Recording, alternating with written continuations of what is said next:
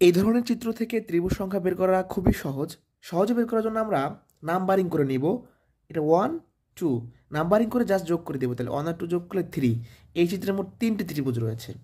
তাহলে একইভাবে নাম্বারিং করব 1 2 3 4। যদি সবগুলো যোগ করি 1 যোগ 2 যোগ 3 যোগ 4, তাহলে কত হবে?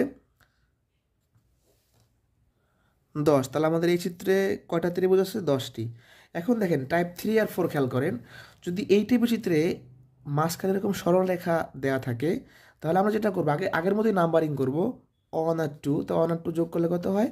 3। নাম্বারিং করার পরে যোগ করার পরে যে কয়টা সরল রেখা থাকবে তত দ্বারা গুণ করবো। দেখেন এখানে একটা রেখা আছে, এখানে একটা রেখা আছে, তাহলে 2 দ্বারা গুণ হবে। তাহলে এখানে 6টা ত্রিভুজ আছে। তাহলে এটা যদি আমরা খেয়াল করি তাহলে ভালো করে বিষয়টা বুঝতে পারবো। তো আমরা আগে নাম্বারিং করি 1 2 3 4 5। সবগুলো যদি যোগ করি 1 যোগ 2 যোগ 3 যোগ 4 যোগ 5, তাহলে কত হবে? 15।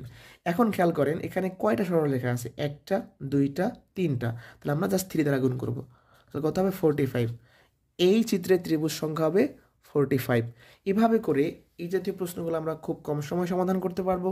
এগুলা বিভিন্ন পরীক্ষার মানসিক দক্ষতা অংশে আসে।